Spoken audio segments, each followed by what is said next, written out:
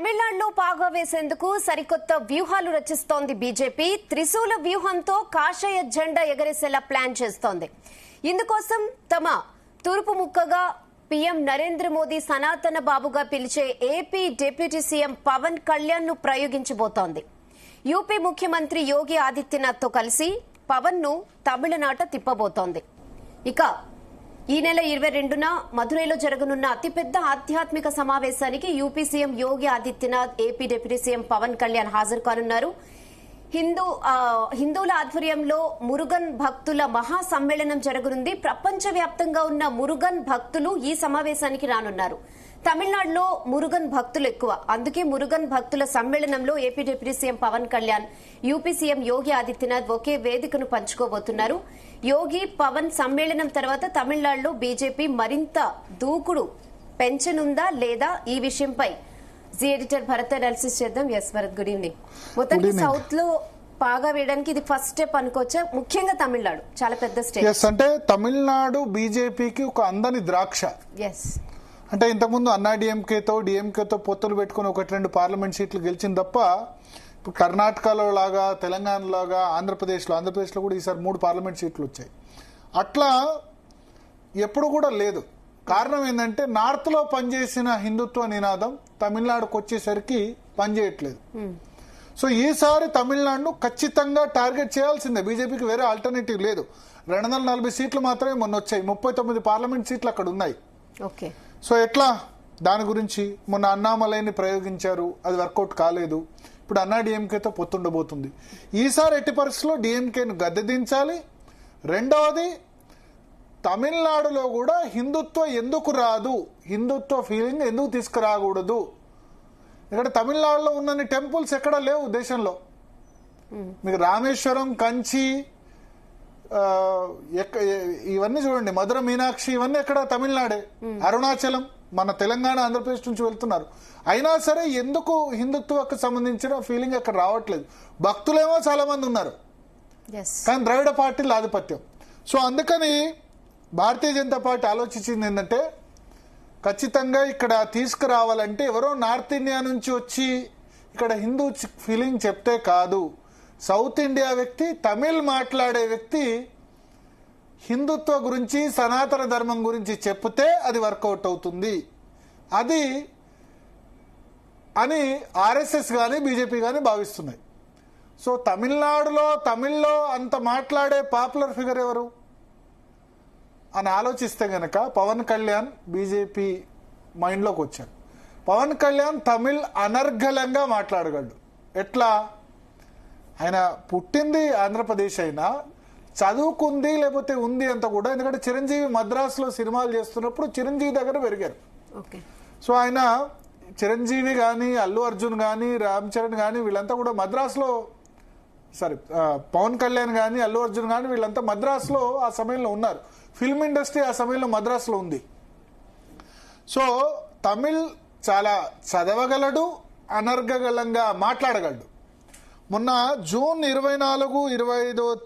మే 24-25 తేదీన 1 nation 1 election conference గురించి చెన్నై పవన్ కళ్యాణ్ వెళితే గనక తమిళనాడు నేతలు ఎంత అపూర్వ స్వాగతం పలికారంటే పవన్ కళ్యాణ్కి.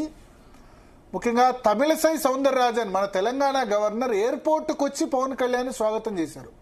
తర్వాత తమిళనాడు బీజేపీ అధ్యక్షుడు కూడా ఆయన కోసం వెయిట్ చేసి ఆయనకు బ్రహ్మరథం పట్టిన పరిస్థితి. అక్కడ తమిళనాడు ఎయిర్పోర్ట్ నుంచి బయటికి రాగానే పెద్ద సంఖ్యలో ఫాలోవర్స్, అంటే మన తెలంగాణలో లేకపోతే ఆంధ్రప్రదేశ్లో ఏ విధంగా ఉంటుందో అంతకు 5-6 రెట్లు పూర్తిగా అభిమానుల మధ్యలో ఆయన చిక్కుకుపోయాడు. మనకు గుర్తునే ఉంటుంది, తమిళనాడులో ఆలయాల బాట కూడా ఆయన చేశారు మొన్న, అంతకుముందు కొద్ది రోజుల క్రితం. సో జూన్ 24-25 తేదీన ఈ రియాక్షన్ చూసిన బీజేపీ రాష్ట్ర నాయకత్వం జాతీయ నాయకత్వానికి చెప్పింది, పవన్ కళ్యాణ్ సేవల్ని మనం ఇంకా విస్తృతంగా యూజ్ చేసుకోవాలని చెప్పి. సో ఇప్పుడు జూన్ 22వ తేదీన 4-5 లక్షల మంది మదురైలో ఒక సమావేశంలో పాల్గొనబోతున్నారు. ఆ సమావేశాన్ని ఆర్గనైజ్ చేస్తోంది హిందూ మున్నాని. హిందూ మున్నాని అంటే అక్కడ రాష్ట్రీయ సైన్స్ సంఘ్, ఆర్ఎస్ఎస్ సంబంధించిన అనుబంధ సంస్థ. తమిళనాడులో ఇప్పుడు ఆర్ఎస్ఎస్ కు చాలా అనుబంధ సంస్థలు ఉన్నాయి. ఏబీవీపీ విశ్వ హిందూ పరిషత్, బజరంగ దళ్, ఇవన్నీ మనకు తెలిసినవి. Yes. సో అట్లా తమిళనాడులో హిందూ మున్నానిని రాజగోపాలన్ అనే వ్యక్తి స్థాపించారు. అది ఆర్ఎస్ఎస్ సంబంధించిన అనుబంధ సంస్థ. ఓకే. సో అది ఏం చేయబోతుందంటే జూన్ 22వ తారీఖున మధురైలో మధుర మీనాక్షి, మనకు మహేష్ బాబు సినిమా కూడా ఉంటుంది కదా, మధుర మీనాక్షి చాలా ఫేమస్ కదా. Yeah. సో దానికి సమీపంలో మురుగన్ అంటే చాలా మంది ఎవరో అనుకుంటారు, శివుడి రెండో కుమారుడు. ఓకే. మనకందరు శివుడు కుమారుడు వినాయకుడు గురించే మనం వినాయక చవితి ఉత్సవాలు చెప్తాం. కానీ తమిళనాడులో వినాయక చవితి ఎక్కువ జరపరు. తమిళనాడులో ఎక్కువ మంది ఆరాధించేది సుబ్రహ్మణ్య స్వామిని. సుబ్రహ్మణ్య స్వామి అంటారు, లేకపోతే కార్తికేయుడు అంటారు. శివుడు రెండో కుమారుడు, కుమారస్వామి అంటారు, కార్తికేయ అంటారు, లేకపోతే సుబ్రహ్మణ్య స్వామి అంటారు. దేశమంతా వినాయక చవితి వినాయకుడిని ఆరాధిస్తే శివుని కుమారుణ్ణి, ఇక్కడ శివుడు రెండో కుమారుడైన, అగ్రకుమారుడు కాదు, రెండో కుమారుడైన మురుగన్ను వాళ్ళు మురుగన్గా పిలుచుకుంటారు. సో పళని క్షేత్రం ఏదైతే ఉందో సుబ్రహ్మణ్య స్వామి క్షేత్రం, సో సుబ్రహ్మణ్య స్వామి చాలా మంది ఆరాధ్య దైవం. మనకు వెంకటేశ్వర స్వామి తెలంగాణ ఆంధ్రప్రదేశ్ లో ఎంత ఎక్కువనో, తమిళనాడులో మెజారిటీ వాళ్ళ ఆరాధ్య దైవం మురుగన్, అంటే సుబ్రహ్మణ్య స్వామి. సో శివుణ్ణి అక్కడ ఎక్కువ ఆరాధిస్తారు, విష్ణువు కంటే కొంచెం ఎక్కువగా.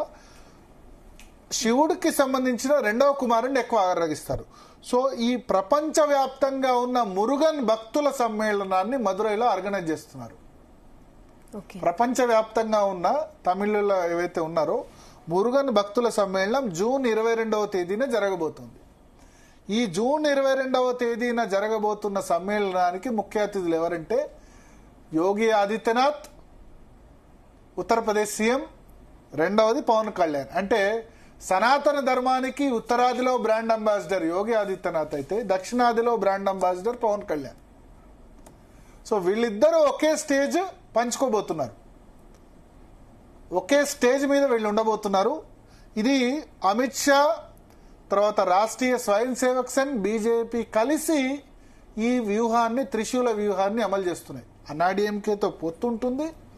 At the same time BJP ఈసారి ఖచ్చితంగా స్ట్రాంగ్ ప్రజెన్స్ చెయ్యాలి, తమిళనాడులో గౌరవప్రదమైన సీట్స్ సాధించాలి. మన 19% ఓట్లు వచ్చాయి, కానీ సీట్లో కన్వర్ట్ కాలేదు. 19% అంటే తక్కువేం కాదు, కానీ సీటు మాత్రం రాలేదు భారతీయ జనతా పార్టీ. సో ఈసారి అన్నాడీఎంకేతో కలిసి పోటీ చేస్తున్నారు. సో పవన్ కళ్యాణ్ ఎందుకు చూజ్ చేసుకున్నారంటే నేను ఇంతకుముందు చెప్పినట్టు 2 కారణాలు. ఒకటి భాష మీద పట్టు. తమిళులు మీరు వచ్చి హిందీలో మాట్లాడితే, వేరే లాంగ్వేజ్ లో మాట్లాడితే వాళ్ళకి నచ్చదు.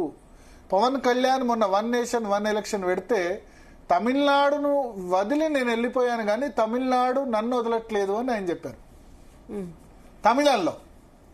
సో తమిళ భాషలో అనర్గళంగా మాట్లాడే ఆ కెపాసిటీ ఉంది. రెండవది, తమిళనాడులో తెలుగు పాపులేషన్ 10% ఉంది. 10% ఇప్పటికీ చెన్నై నగరం అయితే ఆర్కే నగర్ లాంటి జయలలిత ప్రాతినిధ్యం వహించిన దానిలో తెలుగు వాళ్ళే ఎక్కువ. తమిళనాడు తెలుగు సంఘాలు కూడా చాలా పెద్ద ఎత్తున ఉన్నాయి. ఇక్కడ చిత్తూరు జిల్లా, కడప, కర్నూలు అవన్నీ కూడా బార్డర్ డిస్ట్రిక్ట్స్ వాళ్ళంతా పోయి హైదరాబాద్ కంటే చెన్నైలో వాళ్ళు సెటిల్ అయ్యారు చాలా మంది. నెల్లూరు ఇవన్నీ కూడా చాలా మంది చెన్నైలో, బెంగళూరులో సెటిల్ అవుతారు. ఇప్పుడనే కాదు, కొన్ని శతాబ్దాల కింద, దశాబ్దాల కింద ఓన్లీ చెన్నైలోనే కాకుండా మదురైలో కానీ, అంటే దక్షిణ తమిళనాడులో ఉన్న మదురైలో కానీ, కోయంబత్తూరులో కానీ ఇక్కడ కూడా చాలా మంది వెళ్ళి సెటిల్ అయ్యారు. ఆ సెటిల్ అయిన వాళ్ళు ఎక్కువ మంది కాపులు, అక్కడ వాళ్ళు నాయుడుస్గా ఉన్నారు. సో పవన్ కళ్యాణ్కి ఆ విధంగా కులానికి సంబంధించిన అభిమానం కూడా ఉంది. తమ కులానికి సంబంధించిన వ్యక్తి చాలా ఎక్కువ సంఖ్యలో ఉన్నారని చెప్పి. సో జూన్ 22వ తేదీన ఒకటే స్టేజ్ మీద ఉత్తరాది సనాతన ధర్మ బ్రాండ్ అంబాసిడర్ యోగి ఆదిత్యనాథ్, దక్షిణాది సనాతన ధర్మ బ్రాండ్ అంబాసిడర్ పవన్ కళ్యాణ్ ఇద్దరు ఒకే స్టేజ్ మీదకి రాబోతున్నారు. అది 4 నుంచి 5 లక్షల మంది సమక్షంలో దీన్ని జరపబోతున్నారు హిందూ మున్నాని. దీనికోసం పవన్ కళ్యాణ్ ఆల్రెడీ దీక్ష స్టార్ట్ చేశారు, మనకు తెలుసు. ఎస్, దీనికోసం దీక్ష చేశారు సుబ్రహ్మణ్యం. అంటే ఆయన ఏం చేసినా నిష్టగా చేస్తారు, మనకు తెలుసు కదా. ఇదివరకు తిరుపతిలో లడ్డు అపవిత్రమైందంటే ఆయన డ్రెస్ కోడ్ చూసాం, తర్వాత ప్రతి ఆలయాల్ని వెళ్ళి శుద్ధి చేశారు కదా. అక్కడే అదే దీక్షతో, అదే డ్రెస్ తో మోడీ దగ్గరికి వెళ్తే గనక నువ్వు ఇంకా హిమాలయాలకు అప్పుడే వెళ్ళకు అని ఆయన జోక్ చేశారు కదా. ఎస్ హిమాలయాలకు వెళ్ళాల్సిన సమయం కాదు, ఇంకా నువ్వు పూర్తి యోగిలా మారకు అని చెప్పి, నీ సేవలు ఇంకా చాలా అవసరం అని చెప్పి. సో ఇప్పుడు హిందూ మున్నాని తర్వాత అంటే రాష్ట్రీయ స్వయం సేవక్ సంఘ్ బీజేపీ నేతృత్వంలో జరిగే ఈ సమావేశం జరగకుండా డిఎంకే అక్కడ అధికార పక్షం చాలా అడ్డుపడ్డది. మేము పర్మిషన్ ఇవ్వమని చెప్పింది. ఎందుకంటే హిందూ కన్సల్టేషన్ అయితే వాళ్ళకి ప్రాబ్లం. ఎందుకంటే యాంటీ హిందూ పార్టీగా డిఎంకే ముద్రపడింది. స్టాలిన్ కుమారుడు ఎటువంటి కామెంట్ చేశారో సనాతన ధర్మం గురించి చూసాం. అక్కడ చేసిన కామెంట్ ఉత్తరాదిలో కూడా వాడారు. కానీ అక్కడ హిందూ ధర్మాన్ని పోలరైజ్ చేసే పార్టీ లేదు, రెండు ద్రావిడ పార్టీలే. అన్నాడీఎంకే కూడా పెద్దగా వ్యతిరేకించదు. జయలలిత పరమ భక్తురాలు, ఆమె జ్యోతిష్యం చూసే టికెట్లు ఇచ్చేవాళ్ళు. కానీ జయలలిత మరణం తర్వాత ఆమె కూడా, అది కూడా ద్రవిడ పార్టీయే కదా. సో భారతీయ జనతా పార్టీ కూడా లోకల్ వాళ్ళు ఎవరు లేరు హిందుత్వకు సంబంధించి. సో ఇప్పుడు యోగి ఆదిత్యనాథ్ ను వీళ్ళిద్దరిని ఒక స్టేజ్ మీదకి తీసుకొచ్చి 5 లక్షల మంది సమక్షంలో సుబ్రహ్మణ్య స్వామికి సంబంధించిన భక్తుల సమావేశం నిర్వహించి కొంత పారాయణం చేసి ఆయన ప్రార్థించే కార్యక్రమం జరగబోతుంది. అయితే దీనికోసం మీరు ఎంతకుముందు అడిగారు కదా, పవన్ కళ్యాణ్ కఠోర దీక్ష చేస్తున్నారు. 12 రోజుల పాటు ఆల్రెడీ నాన్ వెజ్ మానేశారట ఆయన. సో 22 సినిమా షూటింగ్ చేస్తున్నారు, కఠోర దీక్ష చేస్తున్నారు. 22 కోసం ఆల్రెడీ స్టార్ట్ అయింది, వాళ్ళ 17th 16th కదా. 12 రోజుల దీక్ష చేస్తున్నారు. దానికోసం ఆయన తెల్ల చొక్కా తర్వాత గ్రీన్ కలర్ కండువా ఏదో వేసుకుంటారు. మురుగన్ సంబంధించి దీక్ష చేస్తున్నారు. ఆల్రెడీ కఠోర దీక్షలో పవన్ కళ్యాణ్ ఉన్నారు. ఎందుకంటే ఏది చేసినా త్రికరణ శుద్ధిగా అంతరాత్మతో చేస్తారు. పైన చేయడం పవన్ కళ్యాణ్కి తెలియదు. మనకు ఆలయాల దర్శన సందర్భంగా కూడా పవన్ కళ్యాణ్ విజువల్స్, తమిళనాడులో ఉన్న ఆలయాల దర్శనం కూడా అదే జరిగింది. చాలా మొక్కులు తీర్చుకున్నారు. అదంతా కూడా నెక్స్ట్ తమిళనాడులో పవన్ కళ్యాణ్ ని ఖచ్చితంగా యూజ్ చేసుకోవాలి. కర్ణాటక ఎలక్షన్స్ కూడా యూజ్ చేసుకుంటారు నెక్స్ట్ వచ్చినప్పుడు. సో ఆ టెంపుల్స్ అన్ని కూడా మోస్ట్లీ తమిళనాడు, కేరళలో కూడా ఎలక్షన్స్ ఉన్నాయి. సరే, కేరళలో పెద్దగా తెలుగు పాపులేషన్ లేదు, బట్ తమిళనాడులో పవన్ కళ్యాణ్ ఇస్ చాలా ఫేమస్. ప్లస్ 12వ తేదీని మొన్న తమిళనాడు రాష్ట్ర అధ్యక్షుడు వచ్చి స్వయంగా పవన్ కళ్యాణ్ ను ఇన్వైట్ చేసి వెళ్లారు. సో ఇప్పుడు 22వ తేదీన యోగి ఆదిత్యనాథ్ పక్కన పవన్ కళ్యాణ్. ఫస్ట్ టైం ఈ కాంబినేషన్ ఉండబోతుంది. ఇదివరకు నరేంద్ర మోడీ పవన్ కళ్యాణ్ కాంబినేషన్ 2014లో సూపర్ హిట్ అయింది. అప్పుడు తెలుగుదేశం పార్టీ గెలుస్తుందని కూడా ఎవరు అనుకోలేదు అంత ఘనంగా కదా. పవన్ కళ్యాణ్ నిస్వార్థంగా తన పార్టీ పెట్టారు, కానీ ఒక్క క్యాండిడేట్ కూడా పెట్టకుండా టీడీపీ, జనసేన, బీజేపీ కలిసిన ప్రతిసారి హిట్ అయింది. 2014లో హిట్ అయింది, మొన్న హిట్ అయింది. సో ఈసారి ఆయన యోగి ఆదిత్యనాథ్ తో స్టేజ్ మంచుకోబోతున్నారు. So that he's giving message. సనాతన ధర్మాన్ని సౌత్ లో పవన్ కళ్యాణ్ ఒక బ్రాండ్ అంబాసిడర్ గా వాళ్ళు వినియోగించుకోవాలన్నది వాళ్ళ లక్ష్యంగా కనిపిస్తోంది. అందులో భాగంగా దీనిలో పాల్గొనబోతున్నారు. మరొకసారి మనం పవన్ కళ్యాణ్ వేషధారణ ఎట్లా ఉంటది బయటికి, ఎందుకంటే 22వ తేదీని 21వ తేదీ యోగా డేలో బహుశా పవన్ కళ్యాణ్ కూడా పాల్గొంటారేమో. నరేంద్ర మోడీ వస్తున్నారు. అక్కడ మనం చూడొచ్చు ఆయన ఎంత నిష్ఠతో ఆ విజువల్స్ లో గుడ్లను విజయవాడలో కనకదుర్గ గుడిని శుద్ధి చేశారు. అప్పుడు తిరుపతిలో అపవిత్రం జరిగిందని చెప్పి. సో అదే ఒక ఆధ్యాత్మిక కార్యక్రమం ఇప్పుడు మధుర మీనాక్షి సన్నిధిలో జరగబోతుంది. యోగి ఆదిత్యనాథ్ కుంభమేళాను కూడా దర్శించుకున్నారు పవన్ కళ్యాణ్. మధ్యలో కుంభమేళాలో వెళ్లి కూడా స్నానం చేశారు. బట్ నాకు తెలిసి ఫస్ట్ టైం అనుకుంటా యోగి ఆదిత్యనాథ్ అయితే ఇక్కడ ప్లస్ మాత్రం పవన్ కళ్యాణ్ కి ఉంటది అనుకుంటున్నాను. ఎందుకంటే మీరు చెప్పినట్టు ఆయన అనర్గళంగా తమిళం మాట్లాడితే అక్కడ పీపుల్ కూడా డెఫినెట్ గా ఆయనకి ఇంప్రెస్ అయిపోతారు. ఎందుకంటే యోగి ఆదిత్యనాథ్ నాకు తెలిసి హిందీలోనే మాట్లాడతారు. సో హిందీ అంటే అక్కడ లేదు, అందుకనే పక్కకు పవన్ కళ్యాణ్ కూడా పంపిస్తున్నారు. యోగి ఆదిత్యనాథ్ హిందీతో బ్రాండ్ అంబాసిడర్ దేశవ్యాప్తంగా. కానీ ప్రాబ్లం ఏంటంటే లాంగ్వేజ్ ప్రాబ్లం. తమిళులు ఏంటంటే వాళ్ళ లాంగ్వేజ్ లో మాట్లాడితే అట్రాక్ట్ అవుతారు. ఇప్పుడు మీకు నరేంద్ర మోడీ అయినా వాళ్ళు వెళ్ళినా సరే, మిగతా వాళ్ళు కొద్దిమంది అక్కడ వెళ్ళి, రాహుల్ గాంధీ మిగతా చోట్ల హిందీ మాట్లాడితే అక్కడ వెళ్ళి ఇంగ్లీష్ లో మాట్లాడతారు. But they cannot speak Tamil.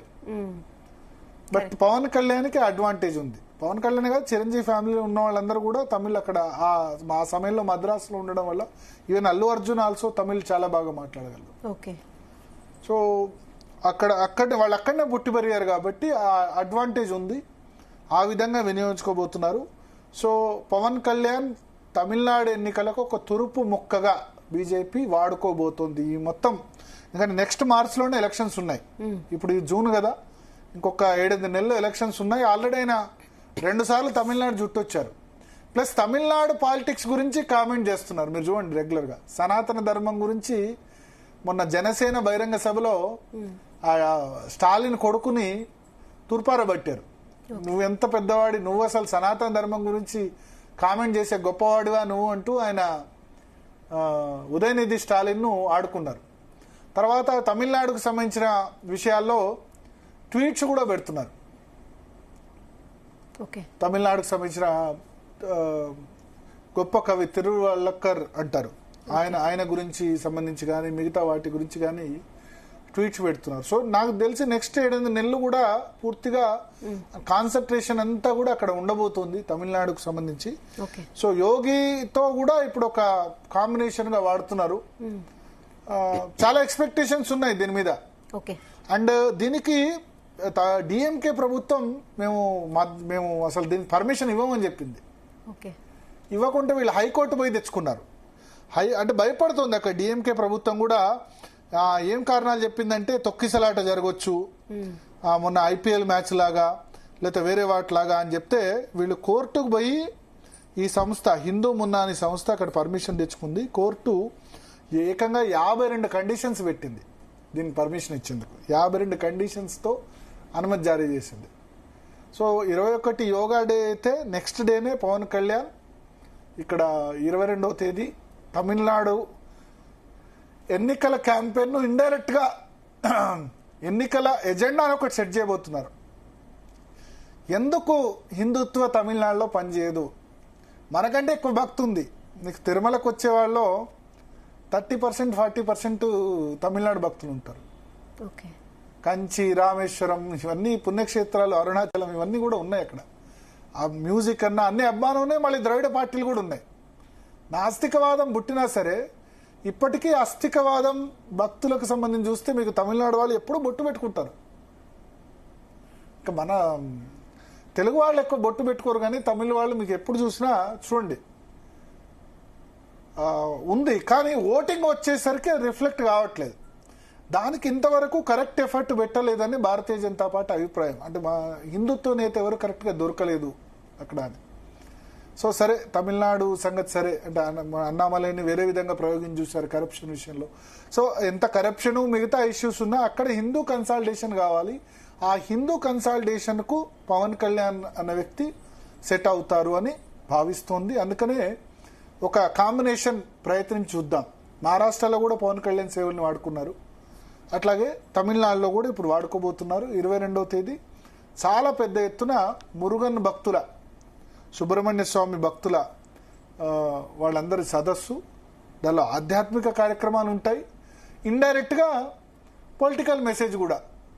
అంటే ఈ రామేశ్వరం ఉన్న నేల, కంచి ఉన్న నేల, అరుణాచలం ఉన్న నేలలో ఈ నాస్తికవాదం ఏంటి, ఈ హిందూ వాదాన్ని, సనాతన ధర్మాన్ని ఈ విధంగా ఎట్లా అవహేళన చేస్తారని బహుశా ఆయన ఆవేశంగా మాట్లాడవచ్చు. ఇక్కడ మొన్న తిరుపతిలో మాట్లాడారు కదా, అంతకుముందు తిరుపతిలో మాట్లాడిన సందర్భంగా మాట్లాడారు. జనసేన ఆవిర్భావ సభలో కూడా మాట్లాడారు పవన్ కళ్యాణ్. సో అక్కడే ఉదయనిధి స్టాలిన్ కు బహుశా ఛాలెంజ్ కూడా విసరొచ్చు. నేను నిరూపిస్తా సనాతన ధర్మం గొప్పదా, గొప్పతనం అన్న విషయం గురించి కూడా మాట్లాడే అవకాశం ఉంది. యోగి ఆదిత్యనాథ్ కూడా అదే టోన్లో, అంటే ఫుల్ హిందుత్వ మోడ్లో ఇంకా వెళ్ళాలని డిసైడెడ్. సో అందుకని స్టాలిన్ సర్కారు కూడా భయపడుతుంది. దాని పర్మిషన్ ఇవ్వకపోతే హైకోర్టుకు వెళ్తే హైకోర్టు చివరి పర్మిషన్ ఇచ్చింది, తొక్కిసలాట జరుగుతుంది ఇటువంటి అని చెప్పి. సో ఒక లాంచ్ ప్యాడ్ లాంటిది ఇది పవన్ కళ్యాణ్కి. ప్లస్ యోగి భావి లీడర్గా భావిస్తున్నారు యోగి ఆదిత్యనాథ్ భారతీయ జనతా పార్టీకి సంబంధించి. కాబట్టి యోగి ఆదిత్యనాథ్ పవన్ కళ్యాణ్ కాంబినేషన్ కూడా మనం అక్కడ చూడొచ్చు. రేనా, సో ఫైనల్లీ అంటే ఈ హిందూ మున్నాని సంస్థ ఇంపాక్ట్ ఎంతవరకు ఉంటుంది అనుకుంటున్నారు మీరు? అంటే హిందూ మున్నాని అక్కడ హిందువుల్ని కన్సాలిడేట్ చేసే ప్రయత్నం చేస్తుంది. ఉన్నారు, కానీ ఏంటంటే రాజకీయంగా ఇప్పుడు భక్తి పరంగా మీకు తమిళనాడులో కుదవలేదు. కానీ అది ఆ భక్తి అన్నది ఓటు వేసే దగ్గర వెళ్ళట్లేదు. భారతీయ జనతా పార్టీ మిగతా రాష్ట్రాల్లో సక్సెస్ అయింది హిందువుల కన్సాలిడేషన్లో కదా. ఉత్తరప్రదేశ్లో సక్సెస్ అయింది, మధ్యప్రదేశ్లో సక్సెస్ అయింది, ఈవెన్ తెలంగాణలో కూడా మొన్న 8 పార్లమెంట్ సీట్లు వచ్చాయంటే రామ మందిరం ఒక కారణం. కానీ కర్ణాటకలో సక్సెస్ అయింది. కానీ తమిళనాడులో సక్సెస్ కాలేకపోతుంది. ఈసారి దాన్ని సీరియస్గా ప్రయత్నించాలి, మనం మన వేలోనే వెళ్దాం. ఇప్పుడు ఈవెన్ రజనీకాంత్ ఆల్సో నేను ఆధ్యాత్మిక పాలిటిక్స్, స్పిరిచువల్ పాలిటిక్స్ చేస్తా అన్నారు. పార్టీ పెట్టారు కానీ ఆయన మధ్యలోనే డ్రాప్ అయ్యారు, ఎందుకో నాకు కరెక్ట్ అనిపించట్లేదు అని చెప్పి. ఓకే, సో మనం మన వేలోనే వెళ్దాం, ఆధ్యాత్మికంగానే వెళ్దామని భారతీయ జనతా పార్టీ ప్రయత్నిస్తుంది. సో అది ఎంత మేరకు వర్కౌట్ అవుతుంది ఏందన్నది చూడాలి. Okay okay Bharat, thank you. So మీరు చెప్పినట్టు ఇప్పుడు మోదీ పవన్ కాంబినేషన్ హిట్ అయినట్టు ఇది కూడా హిట్. యోగి పవన్ కాంబినేషన్ కూడా ఎట్లా ఉంటుంది, హిట్ అవుతుందా, రాబోయే రోజుల్లో వాళ్ళ మధ్య కెమిస్ట్రీ ఉంటుందా లేదా? ఒకే వేదికను తొలిసారి అయితే పంచుకోబోతున్నారు. మోడీ పవన్ కాంబినేషన్ అయితే డెఫినెట్లీ హిట్, బిగ్ హిట్. ఎప్పుడు అది చేసినా ఓట్లు అయితే రాలాయి. ఈసారి మరి అది తమిళనాడులో ఓట్లు రాలుతాయి అన్నది చూడండి. మీరు చెప్పినట్టు ఇది ఒక initiation step in Tamil Nadu. Yes, ఇంకా ఇది ఒక ట్రైలర్, ఇంకా 8 నెలలు ఉంది. చాలా సినిమాలు, చాలా స్టెప్స్ పవన్ కళ్యాణ్ తో చేయిస్తుంది Bharatiya Janata Party. He's also ready to do, ఎందుకంటే is dedicated to Sanatana Dharma. ఆయన ఇంతకు ముందు ఏంటో కానీ ఇప్పుడైతే ఖచ్చితంగా సనాతన ధర్మం, దాని ఎస్పెషల్లీ తమిళనాడులో ఉదయనిధి స్టాలిన్ సనాతన ధర్మం గురించి నెగటివ్ కామెంట్ చేశారు కాబట్టి అక్కడనే ఓడించి సత్తా చాటాలని ఆయన కంకణం కట్టుకున్నారు. అందుకని ఆయన ఇనిషియేషన్ చూపిస్తున్నారు తమిళనాడులో. నేను డిఎంకేని ఓడించి తీరుతానన్న కసి పవన్ కళ్యాణ్ కనిపిస్తుంది. ఓడించి ఒక మెసేజ్ పంపిద్దాం మిగతా హిందువుల కన్నా కాంక్ష ఆయనలో బలంగా కనిపిస్తుంది. Okay okay Bharat, thanks for the analysis. So చూసాం కదా, ఇది ఇవాళ స్పెషల్ అనాలిసిస్.